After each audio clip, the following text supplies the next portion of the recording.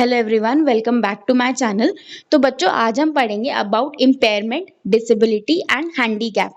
Often क्या होता है ना कि हम इन तीनों टर्म्स में बहुत कंफ्यूज रहते हैं, खासकर इम्पेयरमेंट और डिसेबिलिटी में, क्योंकि हमें कंफ्यूजन रहता है कि इन दोनों में जो बेसिक फर्क है, जो बेसिक डिफरेंस है, वो हमें नहीं पता चल पाता। We get confuse between these two terms. तो आज हम इन्हीं सबको अच्छे से पढ़ेंगे और जो कंफ्यूजन है वो सारा खत्म करेंगे। So moving on, if you want to take personal classes from me or you want notes, so you can contact me through the mail which is mentioned here. तो बच्चों, पहले मैं आपको पीडीएफ जो आपको नोट्स मिलेंगे उसके बारे में एक ब्रीफ बता देती हूँ। तो जो ये पीडीएफ होगा, ये नोट्स जो होंगे ये आपको पीडीएफ फॉर्मेट में मिलेंगे, ठीक है। इजी लैंग्वेज होंगे, फ्लो चार्ट्स और पिक्चर्स के साथ, ठीक है। कई जगह पे नोमोनिक्स का यूज भी मैं आपको बता के इसमें पीडीएफ में इंक्लूड होगा, जिससे कि आपको मेमोराइजेशन में इजी रहेगा। सो ये रही mail ID, that is physiotherapyclasses09@gmail.com। तो बच्चों, अब हम पढ़ते हैं इम्पेयरमेंट, डिसेबिलिटी और हैंडीकैप। तो बच्चों, ये जो हम डेफिनेशन पढ़ने वाले हैं अभी इन तीन चीजों की, ये किसके अकॉर्डिंग होगी? According to WHO's international classification of impairments, disability and handicap, that is ICIDH 1980। तो अगर कोई आपसे पूछता है कि आपने ये इम्पेयरमेंट की, डिसेबिलिटी, हैंडीकैप की डेफिनेशन, या आपको ये कहाँ से पता चला, क्या रेफरेंस है, तो आप WHO का ICIDH 1980 ये रेफरेंस बोलोगे किसी को भी, ठीक है। अब सबसे पहले हम ये पता करेंगे कि इम्पेयरमेंट क्या होता है। सो एनी लॉस और एबनॉर्मेलिटी ऑफ साइकोलॉजिकल, फिजियोलॉजिकल और एनाटॉमिकल स्ट्रक्चर और फंक्शन, यानी कि आपकी बॉडी के किसी भी स्ट्रक्चर का, एनाटॉमिकल स्ट्रक्चर का कोई एबनॉर्मेलिटी होगी या फिर कोई नुकसान होगा, लॉस होगा, तो that is known as impairment. पहले ये चीज समझो, ठीक है। अपने दिमाग में आपके जो भी कंसेप्ट है ना, इम्पेयरमेंट, डिसेबिलिटी, हैंडीकैप को लेके, उन सबको रिमूव कर दो और जो मैं बोल रही हूँ अभी सिर्फ उस बात पे फोकस करने की कोशिश करो, अपने कंसेप्ट मत लगाना अभी यहाँ पे, ठीक है। सबसे पहले तो इम्पेयरमेंट क्या है? लॉस या एबनॉर्मेलिटी है साइकोलॉजिकल, फिजियोलॉजिकल और एनाटॉमिकल स्ट्रक्चर या फंक्शन पे, उसे हम क्या कहेंगे? इम्पेयरमेंट। जैसे loss of function of finger, loss of certain chemicals in the brain leading to Parkinson, यानी कि उस ब्रेन के केमिकल की वजह से क्या हो रहा है? पार्किंसन हो रहा है। तो ब्रेन के केमिकल की कमी is my impairment which is leading to what? Parkinson. तो पार्किंसन तो हो गई डिजीज, बट इसमें इम्पेयरमेंट क्या होगी कि there is loss of chemical structures, chemical enzymes in the brain. However, not all impairments lead to disability. अब बच्चों, अगर मान लो जैसे कि मेरा कोई एनाटॉमिकल स्ट्रक्चर का फंक्शन खत्म हो गया, नुकसान हो गया, एबनॉर्मल हो गया, तो क्या मुझे डिसेबिलिटी ही होगी? ऐसा हर बार जरूरी नहीं होता, ठीक है। जैसे कि अगर मैं अपने कान की बात करूं, तो कान में एक स्ट्रक्चर होता है पिन्ना का, ठीक है। अगर उसका लॉस हो जाए या फिर अगर वो निकल जाए, तो मेरी बॉडी पे ज्यादा कोई इफेक्ट नहीं पड़ेगा, ठीक है। बस एक कॉस्मेटिक अपीयरेंस के लिए मुझे फर्क पड़ेगा, बट वो इतना नहीं होगा कि मैं डिसेबल हो गई या फिर वो स्ट्रक्चर कोई मेरा बहुत इंपॉर्टेंट काम कर रहा था। जैसे कि हम अपेंडिक्स का ऑपरेशन करवाते हैं, तो अगर अपेंडिक्स हमारी बॉडी से निकल भी गया तो इतना कोई हमें फर्क नहीं पड़ेगा, ठीक है। तो है तो ये इम्पेयरमेंट ही, क्योंकि मेरा तो एनाटॉमिकल और स्ट्रक्चर पे नुकसान हो रहा है, बट वो इतना नहीं है कि मैं डिसेबल हो गई। फॉर एग्जाम्पल, अगर मान लो मेरा लेग का, किसी पर्सन के लेग का एम्पुटेशन हो गया, ठीक है, उसका पैर आपने काटना पड़ा, तो उसको तो इम्पेयरमेंट है कि उसका पैर कट गया, बट वो डिसेबल होगा। क्यों? क्योंकि वो चल नहीं पा रहा, वो अपने काम नहीं कर पा रहा, ठीक है। तो जिस इम्पेयरमेंट की वजह से पर्सन का नॉर्मल वर्क जो है वो इम्पेयर नहीं होता, तो उसे इस चीज में हम डाल देते हैं कि हर इम्पेयरमेंट डिसेबिलिटी को नहीं लीड करती, ठीक है। अब बात करते हैं हम डिसेबिलिटी की। तो बच्चों, डिसेबिलिटी एकदम से नहीं होगी। डिसेबिलिटी के लिए पहले क्या चीज होनी चाहिए? इम्पेयरमेंट। इम्पेयरमेंट होगी तभी डिसेबिलिटी होगी, ठीक है। कोई ऐसा इंडिविजुअल नहीं होगा जिसको डिसेबिलिटी है पर इम्पेयरमेंट ना हो, ठीक है। सो डिसेबिलिटी क्या है? Any restriction or lack of ability to perform an activity in the manner or within the range considered normal for a human being resulting from impairment। तो इसकी डेफिनेशन में ही आ गया कि impairment है तो ही disability हो रही है, अब आते हैं चलो वही लेग वाले एग्जाम्पल पे कि किसी का लेग का एम्पुटेशन हुआ है, आपने किसी का एक पैर निकाल दिया, ठीक है। अब क्या होगा, वो चल फिर नहीं पाएगा, वो कहीं बाहर नहीं जा पाएगा, उसको कुछ एडिशनल एड्स लेने पड़ेंगे। बट जैसे जो नॉर्मल, अब जैसे आप और मैं नॉर्मल है, ठीक है, हमारे पास दो पैर है, ठीक है, हम उन पे चलते हैं, तो हम नॉर्मल है। वेयर एज जिसका एक पैर हट गया वो तो एबनॉर्मल हो गया, क्योंकि वो हमसे अलग हो गया, ठीक है। तो हमारे लिए दोनों पैरों पे चलना is normal for a human being. But जिसका एम्पुटेशन हो गया है वो दोनों पैरों पे नहीं चल पा रहा, ठीक है, वो अलग बात है कि वो प्रोस्थेसिस लगवा लेगा, वो एड्स ले लेगा, वो क्रचेस ले लेगा, दैट इज सेकेंडरी थिंग, ठीक है। बट अगर मैं वैसे बात करूं तो ही बिकेम एबनॉर्मल, हमसे अलग है, ठीक है। एबनॉर्मल आप इसको गलत सेंस में मत लेके जाना, but it is deviated from the normal thing जो एक होती है, ठीक है। तो उस चीज में तो डिसेबिलिटी क्या हुआ कि उसको रेस्ट्रिक्शन आ गया, रुकावट आ गई, क्यों, क्योंकि पैर नहीं है दूसरा अब, ठीक है। And there is lack of, तो वो lack of ability to perform activity, ठीक है। अब जैसे हम चल पा रहे हैं तो वो नहीं चल पा रहा उस मैनर से, सो ये क्या हुआ, डिसेबिलिटी। और ये क्यों हुई, क्योंकि उसको इम्पेयरमेंट हुई। इम्पेयरमेंट क्या हुई कि उसका एक पैर हट गया। तो इम्पेयरमेंट के जो कॉन्सिक्वेंसेज हैं दैट इज डिसेबिलिटी। तो बिल्कुल भी कंफ्यूज नहीं होना बच्चों इसके अंदर। Example, difficulty in walking after lower limb amputation, ये मैंने बताया।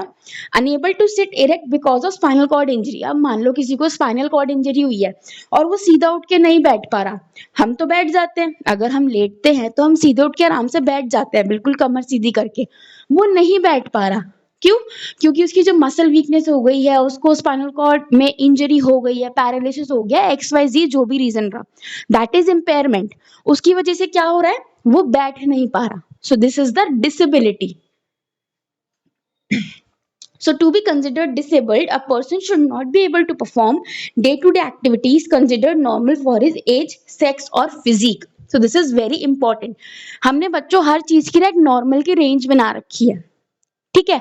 अगर वो उस रेंज के बाहर जाता है, अगर मान लो फॉर एग्जाम्पल मैं एक इंडिविजुअल हूं, मैं मान लो कि 5 किलोमीटर भाग सकती हूँ, ठीक है। और एक हाइपोथेटिकल सिनेरियो है कि हम जो ह्यूमन बीइंग्स हैं हम 5 किलोमीटर भाग सकते हैं, ठीक है, हमारी एक अलग दुनिया है और उसमें नॉर्मल क्या है कि हम 5 किलोमीटर भागेंगे।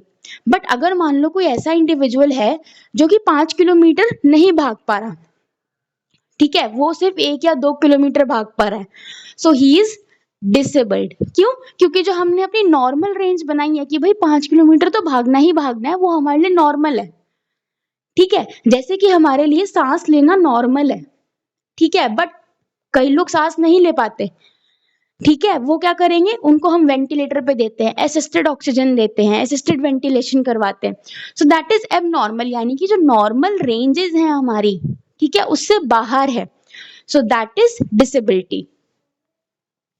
अब आता है बच्चों हैंडीकैप।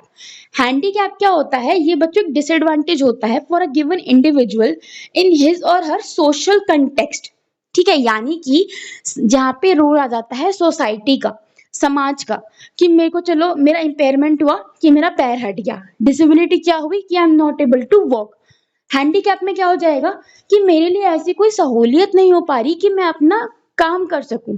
फॉर एग्जाम्पल, अगर मेरे को यहाँ से बैठ के मान लो मुझे जाना है मुंबई, ठीक है, बट मैं एक हैंडीकैप को साथ लेके जा रही हूँ, तो मेरे लिए बहुत मुश्किल है एक डिसेबल पर्सन को लेके जाना।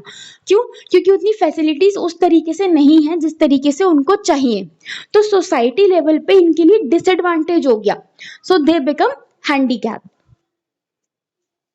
अब ये डिपेंड किस पे करता है, age, sex, social factors, cultural factors and the family background. अब बच्चों इम्पेयरमेंट, डिसेबिलिटी और हैंडीकैप, तो हमेशा याद रखना जो इम्पेयरमेंट होगा वो होगा टिश्यू या ऑर्गन लेवल पे, यानी कि एनाटॉमिकल स्ट्रक्चर पे। यानी कि ऐसे याद कर लो कि अगर आपकी बॉडी में कुछ भी चीज हो रही है गलत, मान लो हाथ कट गया, पैर कट गया और सांस नहीं आ रही, हार्ट अटैक हो गया, पेट में दर्द हो गया, विजन चली गई, हियरिंग चली गई, सो दैट इज इम्पेयरमेंट, ठीक है। उसकी वजह से जो आपको दिक्कत आएगी, भाई आवाज चली गई, मैं सुन नहीं पा रही किसी को, तो मैं किसी को, मेरे को हियरिंग लॉस हो गया, मैं किसी को सुन नहीं पा रही, तो दैट इज माय डिसेबिलिटी, ठीक है, मेरा पैर कट गया, मैं चल नहीं पा रही, सो दैट इज डिसेबिलिटी, यानी कि इम्पेयरमेंट की वजह से जो problem I that is disability. तो वो किस पे होगी, लेवल ऑफ इंडिविजुअल पे, यानी कि मेरा पैर कटा दैट इज इम्पेयरमेंट, मैं चल नहीं पा रही हूं तो वो मेरी इंडिविजुअल प्रॉब्लम है, ठीक है। बट मैं नहीं चल पा रही हूँ और मैं एक एनजीओ में काम करती हूँ और मेरा वो काम है करना, तो उसकी वजह से मैं सोसाइटी को अपना योगदान दे रही हूँ, तो मैं वो नहीं दे पा रही, दैट इज हैंडीकैप। तो हैंडीकैप होता है सोसाइटी लेवल पे, ठीक है। तो आई होप इस चीज से आपको इन तीनों का जो डिफरेंस है वो खत्म हो गया होगा, क्लियर हो गया होगा। अगर आपको फिर भी डाउट है तो प्लीज एक बार वीडियो को दोबारा रिवाइंड करके देख लेना, नहीं तो मुझसे बोल देना, मैं एक दोबारा आपको अच्छे तरीके से समझा दूंगी। बट आई होप कि आपका ये जो डाउट था इन तीनों टर्म्स के बीच में वो अच्छे से क्लियर हो गया होगा। सो हैंडीकैप, सबसे पहले आता है देखो इम्पेयरमेंट, जो कि टिश्यू या ऑर्गन लेवल पे है। फिर आया डिसेबिलिटी, उसकी वजह से आई डिसेबिलिटी जो कि इंडिविजुअल लेवल पे थी। फिर आया हैंडीकैप जो सोसाइटल लेवल पे हो गया, ठीक है। अब इन तीनों के बीच का रिलेशनशिप हम देखेंगे। So relationship between these three is very subtle, okay. कहने का क्या मतलब है, अगर मान लो किसी का एक पैर चला गया, he has lost his leg, उसका एम्पुटेशन हुआ है, तो इम्पेयरमेंट क्या हुआ कि उसका पैर चला गया, पैर नहीं है एक। डिसेबिलिटी क्या हुआ कि वो चल नहीं पा रहा, मेन चीज तो ये पैरों से हम चलते ही हैं मेन, वो चल नहीं पा रहा, सो that is his disability individual level पे। हैंडीकैप क्या हुआ कि उसका जो रोल था सोसाइटी में, अगर मान लो वो एक डॉक्टर था, ठीक है, तो वो अपने पेशेंट्स को नहीं देख पा रहा, वो सर्जरी नहीं कर पा रहा, ठीक है। So that is his role in the society कि वो डॉक्टर है, उसे वैसे कंट्रीब्यूट करना है पर अब वो नहीं कर पा रहा, सो that is handicap, okay. So a person can be handicap without being disabled, इसका क्या मतलब हुआ कि पर्सन को हम हैंडीकैप घोषित कर सकते हैं पर अगर वो डिसेबल ना हो तो भी, मतलब कि जैसे मान लो एक टेलर है जिसको पोलियो है एक पैर के अंदर, ठीक है, जो कि फिजिकली कैपेबल है सुइंग मशीन चलाने के लिए, but his place of work may be too far from his house to be transported, मतलब कि अब देखो इसमें फर्क समझना बच्चों, वो डिसेबल्ड क्यों नहीं है इंडिविजुअल लेवल पे, क्योंकि उसको पोलियो है, वो चल लेगा, ठीक है। बट वो हैंडीकैप क्यों हो गया, क्योंकि जो रोल वो सोसाइटी में कर रहा था एज अ टेलर, वो जाके कपड़े सीलता था, वो इकोनॉमिकली सोसाइटी को दे रहा था, ठीक है, अपना योगदान, बट अब वो नहीं दे पा रहा क्योंकि उसका जो प्लेस ऑफ वर्क है वो बहुत दूर है, तो उसको ट्रांसपोर्टेशन में ही इतना प्रॉब्लम हो रहा है। तो ये कहाँ पे उसका इफेक्ट आया, हैंडीकैप लेवल पे, ठीक है। Sometimes a minimal disability would means a gross handicap, अभी तो हम कह रहे थे कि पर्सन डिसेबल ना हो तो भी वो हैंडीकैप हो सकता है, अब हम क्या कह रहे हैं कि एक जरा सी डिसेबिलिटी भी पर्सन को बहुत बड़ा हैंडीकैप बना सकती है। फॉर एग्जाम्पल अगर मान लो कोई पर्सन है जो कि वायलिन या गिटार बजाता है, ठीक है, अब उसका क्या काम है, उसको अपनी लिटिल फिंगर का या फिंगर्स का बहुत यूज करना पड़ेगा, ठीक है। बट अगर मान लो किसी चीज की वजह से या किसी एक्सीडेंट या अनहैपनिंग की वजह से उसकी फिंगर्स का लॉस हो गया, ठीक है, अब वैसे देखा जाए तो फिंगर्स का ही तो लॉस है, एक दो फिंगर्स का, ठीक है, बट उसका क्या काम था, उसको तो इन फिंगर्स का ही काम था, तो अब वो अपना इंस्ट्रूमेंट प्ले कैसे कर पाएगा, वो नहीं कर पाएगा, राइट। सो डिसेबिलिटी तो क्या है, बहुत स्मॉल लेवल पे है एज कंपेयर टू आपका पूरा पैर जा रहा है, उसके कंपैरिजन में आपकी दो तीन फिंगर्स का लॉस उसके सामने इतना बड़ा नहीं लगता, बट उस पेशेंट के लिए, उस इंडिविजुअल के लिए वो लॉस सबसे बड़ा है, क्योंकि एक तो वो डिसेबल हुआ, इम्पेयरमेंट क्या हुई, फिंगर्स चली गई, डिसेबिलिटी क्या हुई कि वो अपने फिंगर्स के रोज से काम नहीं कर पा रहा, वो खा नहीं पा रहा, ठीक है, अपने कपड़े नहीं धो पा रहा, ठीक है। और हैंडीकैप वो क्या हो गया कि जो उसका काम था, ही वॉज अ वॉयलिनिस्ट या ही इज अ गिटारिस्ट, तो अपना वो काम नहीं कर पा रहा, तो वो सोसाइटी में भी कंट्रीब्यूट नहीं कर पा रहा, वो अपना घर भी नहीं चला पा रहा, तो इतनी छोटी सी डिसेबिलिटी की वजह से, जो कि बाकी डिसेबिलिटीज के आगे छोटी लगती है, दो ये भी छोटी नहीं है बट उनके आगे ये छोटी लगती है, उसकी वजह से उसको कितना इफेक्ट हो रहा है। So this means a minimal disability would means a gross handicap. So this is all about the video. If you have any doubt, so you can contact me okay, through the mail, or you can write in the comment section. I will answer that to the best of my knowledge. और मेरे को ये hope रहेगी कि आपको इस video से ये सारी चीजें क्लियर हो गई होंगी. Thank you so much for watching.